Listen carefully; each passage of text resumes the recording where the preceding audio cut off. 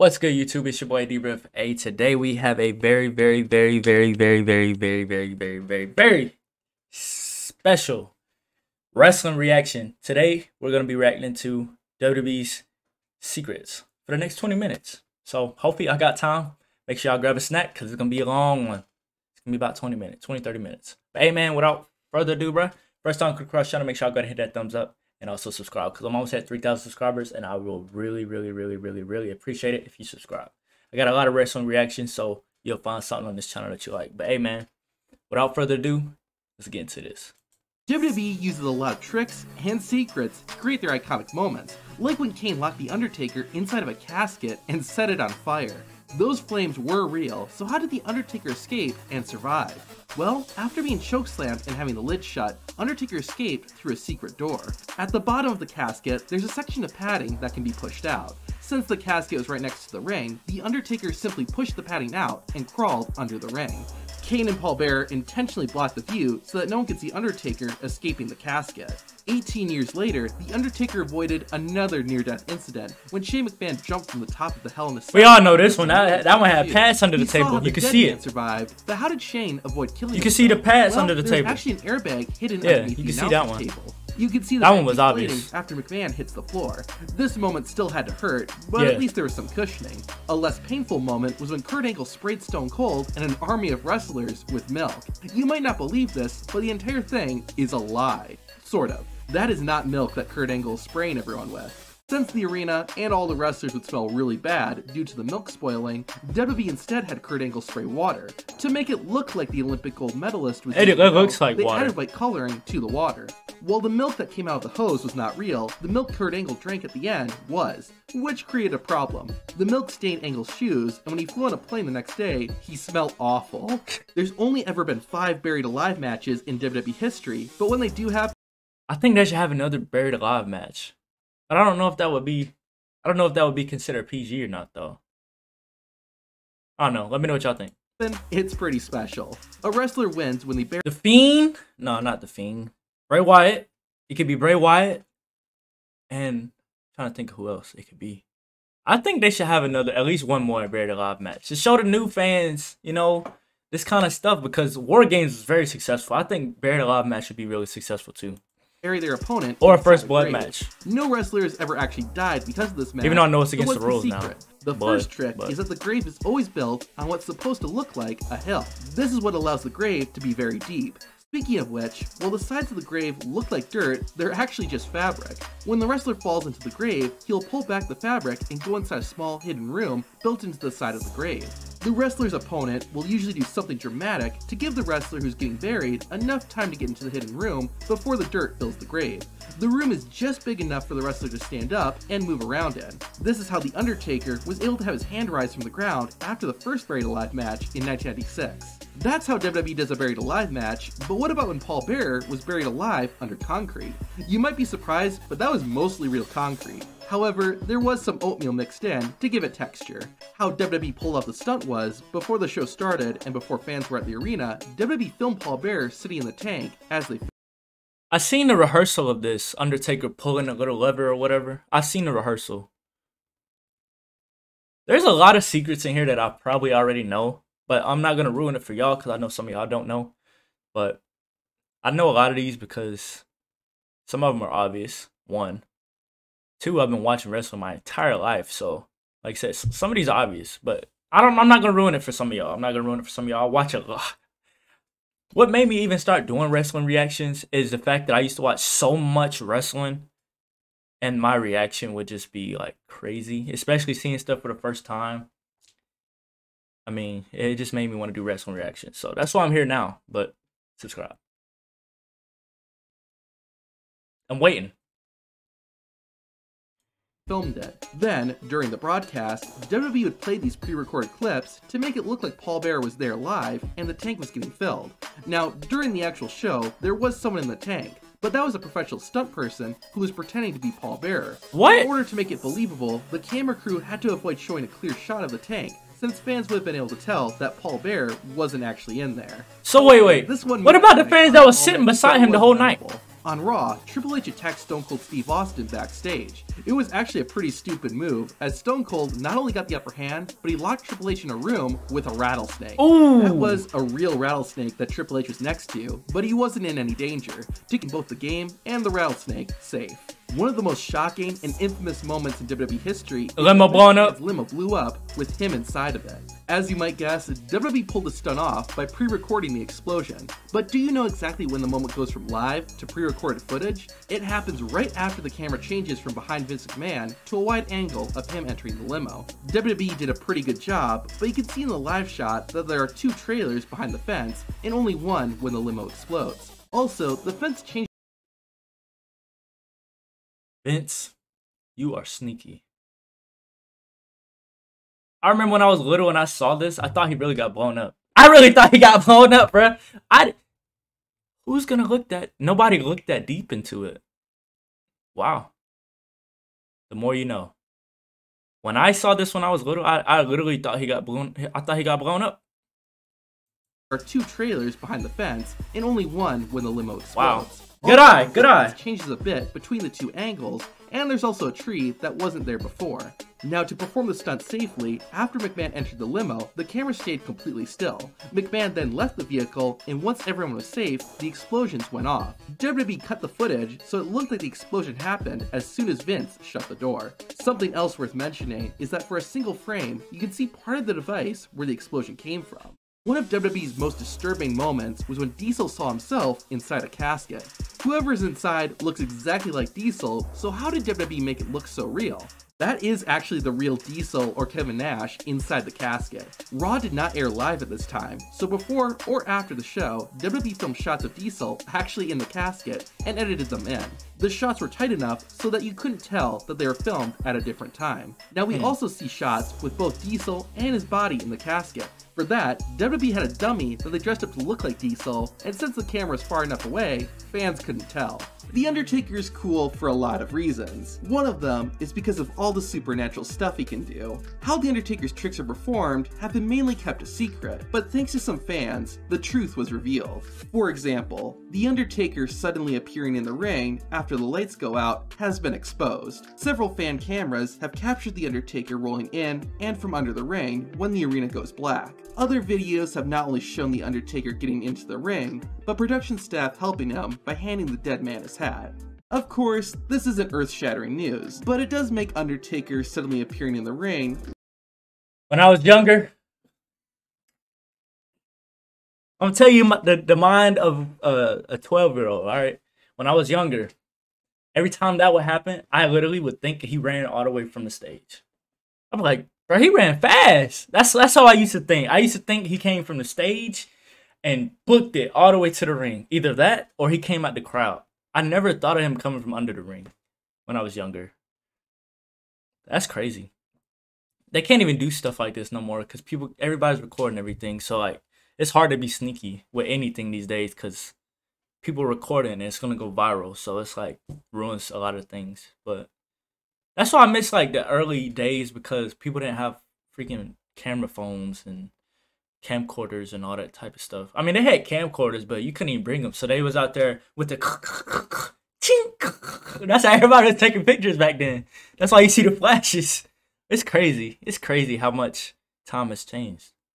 I remember all of that stuff. People out there with the taking pictures and then everybody with their sign. Everybody had a sign back in the day. It's crazy. I miss those days. Look a little less scary when you see how it's done. When wrestlers bleed in WWE, it's usually real blood. Although, that's not always true. Back in 2016, Triple H attacked Roman Reigns on Raw. The beating was so brutal that it busted open Roman Reigns' head. However, thanks to footage filmed by a fan, we can see how it actually happened. See, that's what I'm talking about. Triple H slammed Rowan's head into the announcer's table, and while the cameras were off him, Byron Saxton handed the big dog a blood capsule. Then when the game came back, Reigns had blood on his head, appearing as if he had been cut open. It's no surprise that people ruin it, bro. WWE makes things seem real is with clever camera tricks. Sometimes, WWE will cut to a different angle at the last second to make a move seem more impactful. However, thanks to one fan sitting in the front row, everyone was able to see one of their camera tricks firsthand. On Raw, Seth Rollins grabbed a chair and began hitting Drew McIntyre with it. Cell phone video from a fan in attendance caught the cameraman squatting down and up. Of course, this was to shake the camera, so that every time the chair connected with Drew's back, it seemed more brutal. Pretty much all the fans we've talked about so far. I'm not gonna lie. I'm starting to hate y'all, man. Not y'all watching me right now, but everybody that's recording this behind the scenes stuff. I'm starting to hate them. Y'all are ruining it for me right now. Like, I'm getting upset right now. I don't know how many of y'all are feeling like triggered or upset right now, but I'm feeling upset right now. I don't like this at all.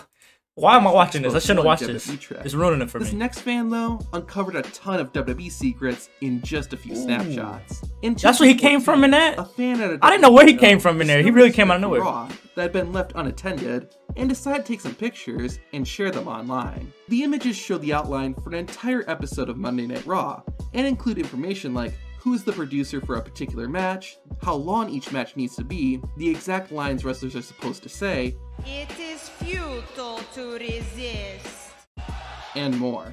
Hopefully no one found out which WWE employee left the script unattended, because Vince McMahon probably would have something he would have liked to say. I am no pervert. Wait, that's not right. What? Yeah! Fire! That's more like it. Triple H, you're fire. What y'all think? Rate that 1 to 10. I be having my Vince moments sometimes now.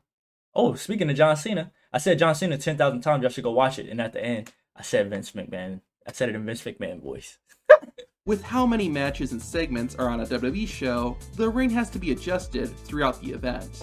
The ring crew usually needs to be pretty quick. I've seen this live. Since the majority of WWE shows they do are change on live TV, change the match. The actual changing of the ring apron and canvas is usually something WWE doesn't show, but thanks to fan cameras, it's possible to see how they do it. I've seen them change the mat. Really a secret, they just took off the white mat the and then it was another one under. Pretty tight.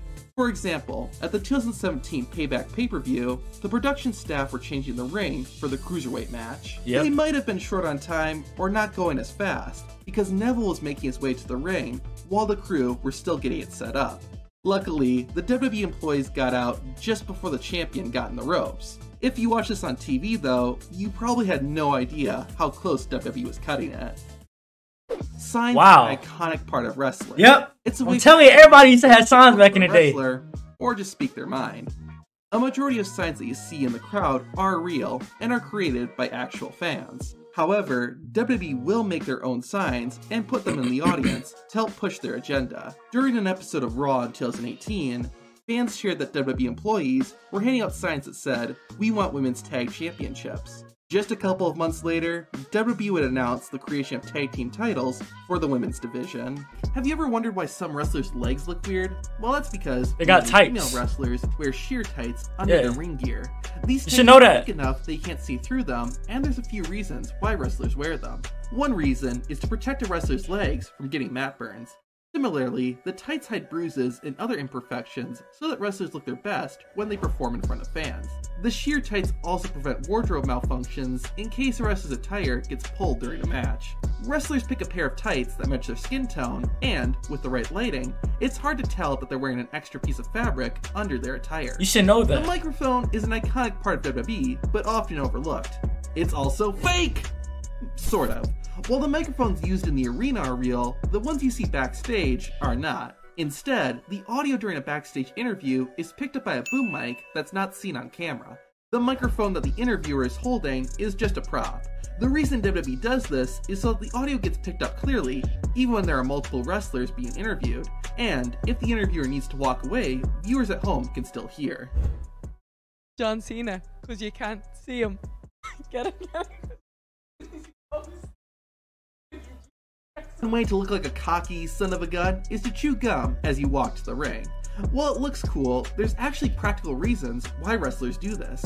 One is that chewing gum keeps saliva flowing in your mouth.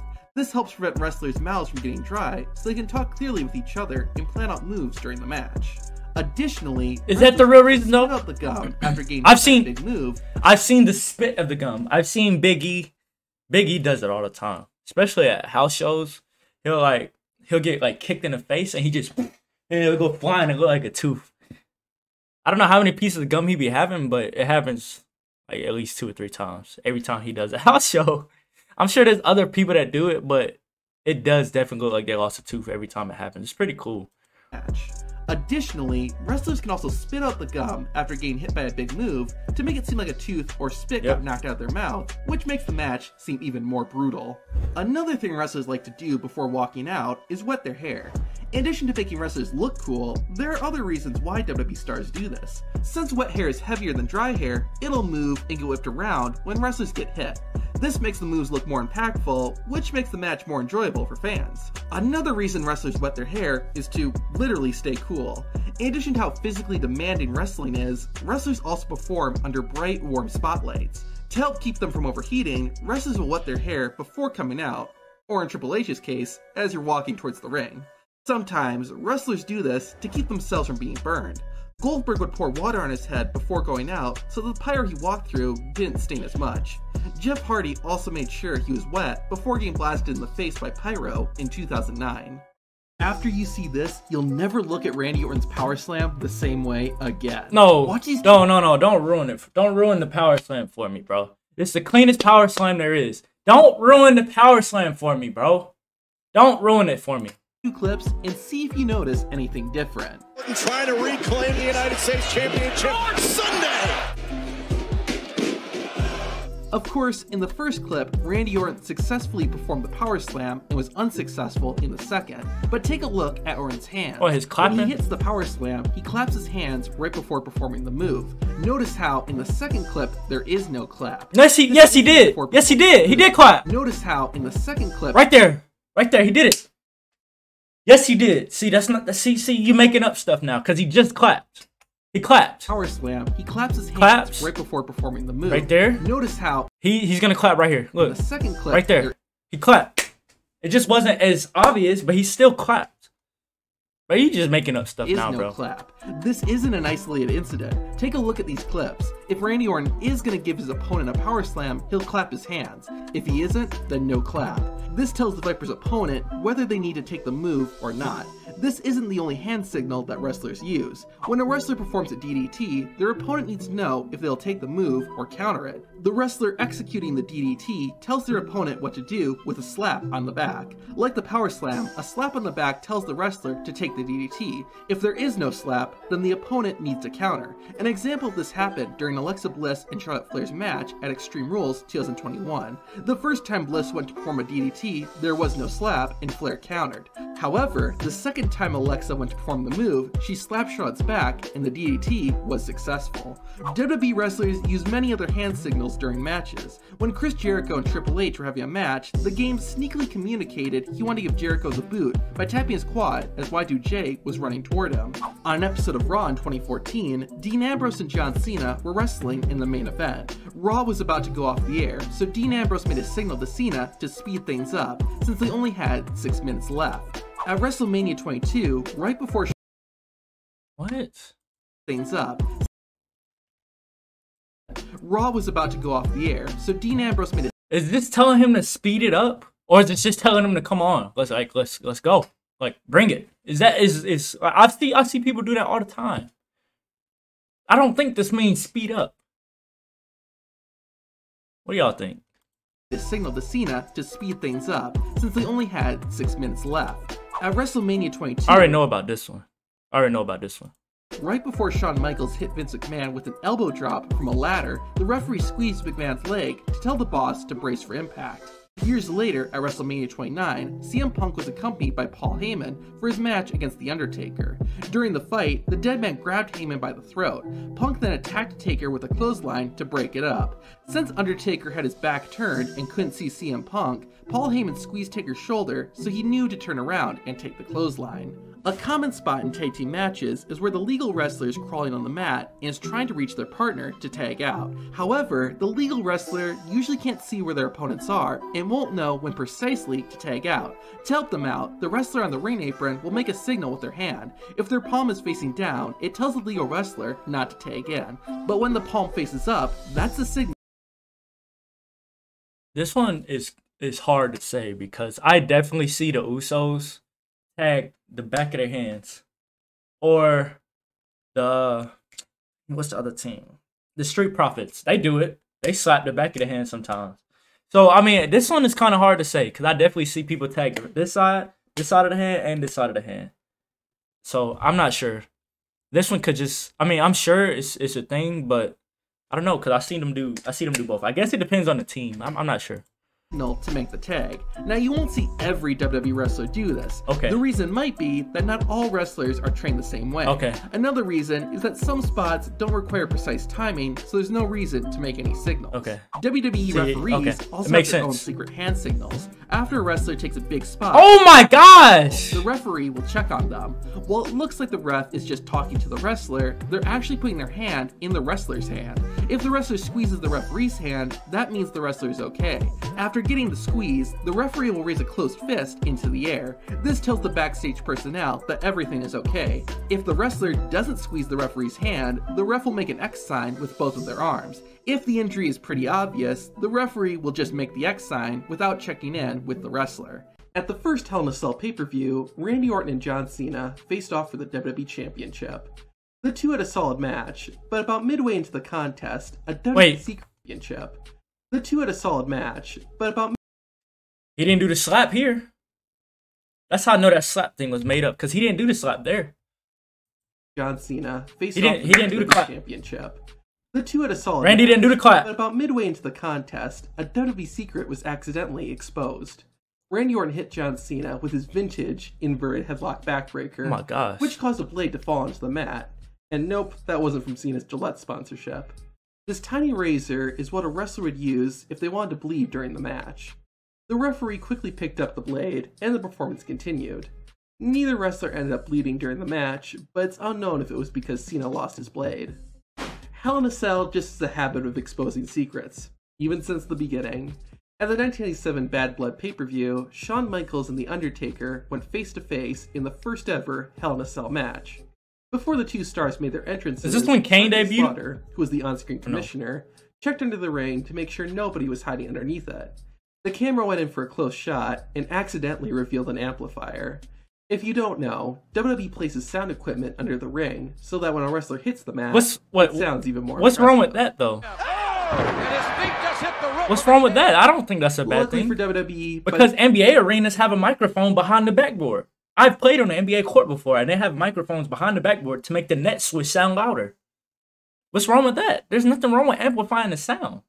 There's nothing wrong with that at all. I don't see anything wrong with that, because I've definitely seen a microphone sitting behind the backboard. And every time there's a swish, it's loud. Or whenever the players are talking, you can hear them sometimes because there's a microphone up there. If you watch basketball, you know what I'm talking about. You've seen clips or you've been at a game and you hear the people talking and they're on the court because there's a microphone up there. At the end of the match, everybody had forgotten about what they saw underneath the ring. Because nobody cares. It's not that Bosch serious. and Sin Cara go together like peanut butter and jelly, but the faceless one is completely innocent when it comes to this mistake. When Sin Cara debuted in April 2011, he jumped into the ring and fought off Sheamus. Unfortunately, right before the luchador dove in, the cameraman accidentally revealed a bit too much and showed the trampoline Sin Cara jumped off. What's wrong with that? We all know he jumped off a trampoline. The WWE camera crew got better at hiding this as Sin Cara continued to wrestle. We know he would. We know he didn't jump up there like that by himself. Start off on the right angle. At WrestleMania 7, Jake the Snake Roberts took on the model Rick Martel in a blindfold match. Unfortunately, the illusion that both men were completely blind fell apart before the bell had even rung. While the referees were getting the blindfolds on each competitor, Jake pulled part of the cloth away, revealing two spots. You can see his hands. Oh my god! It didn't help that the camera was pointed directly at him either. No. Everything else went smoothly, but that botch at the beginning didn't help anyone suspend their disbelief. This next one's a little different, but I think you'll enjoy it. Back in March of 2020, WWE held its first show in the Performance Center with no fans in attendance. Despite the lack of crowd noise, everything was going fine until he went to a commercial break. Bayley and Sasha Banks were wrestling Alexa Bliss and Nikki Cross, and once it was time for an ad break, everyone decided to stop wrestling. After all, nobody was watching. Except that people were. On some of the international feeds, SmackDown returned a bit too early, and all four wrestlers were out of character and not wrestling. In the clip, the four women can be seen talking to each other, while the referee gets the ropes and the turnbuckles. It lasts for about a minute, and then they begin getting ready to start the match again. Being that this happened in 2020, it wasn't a huge... Now that is OD. Now that right there, that's something worth being, you know, because that right there is crazy. How do y'all mess that up? How do y'all mess that up that bad? But imagine if something like this happened back in the 70s or 80s. That would have been a pretty big secret that got exposed. The Hell in a Cell match between Seth Rollins and Edge was one of the best of the year. The rivalry had become incredibly heated, and the two went all out in their final match. Tons of weapons were used, including a wrench that Seth used to try and attack Edge's eye. After teaming with Bad Bunny at WrestleMania, Damian Priest went back to being solo and took on The Miz. He called copyright for that because they cut it out. Match. At one point, Priest performed an awesome flip over the top rope and out of the ring. Unfortunately, Priest's leg accidentally hit John Morrison in the head. Right after the move, cameras caught John Morrison quietly telling Damian Priest everything was good, as well as Morrison giving his opponent a love pat before getting back into character and selling the move. In addition to playing their role in the match, WWE referees also handle most of the communication. If there's something that WWE producers and directors want the wrestlers to know, they'll tell the referee by talking to him or her through the referee's earpiece. An example of this was shown live on Raw. Elias and Jackson Ryker were facing off in a Symphony of Destruction match. While fighting, Elias accidentally got busted open. WWE has a no-blood policy and likes to avoid it when they can, especially during their PG shows. After Elias began to bleed, someone backstage told the referee to tell Elias to wipe off the blood, which Elias did immediately. This apparently wasn't communicated to the production crew, and the whole thing was shown on camera. WWE likes to make their wrestlers seem larger than life. There's all kinds of tricks and secrets they use to do this, and one of them was exposed live on Raw. Rey and Dominic Mysterio were being interviewed backstage when Austin Theory interrupted. The camera pulled back a bit too far and revealed that the interviewer was bending his knees in order to make the wrestlers seem taller. This is one of the reasons why WWE likes to hire women for backstage interview roles to seem taller. This is hard and revealed that the interviewer I know his legs was hurting doing that. Was bending his knees in order to make the wrestlers seem taller. This is one of the reasons why WWE likes to hire women for backstage interview roles, since they usually don't have to adjust their height to make the wrestlers appear taller. Wow. You'll never... Hopefully y'all enjoyed that video. Is there any secrets in here that you did not know? There's a couple things in here that I learned myself. But hey, let me know what y'all most shocking moment, something that you never knew or never would have thought of, is. Let me know in the comments. First time come across channel, make sure y'all go and like this video. Subscribe if you're new. It's your boy D-Rip, man. I'm out.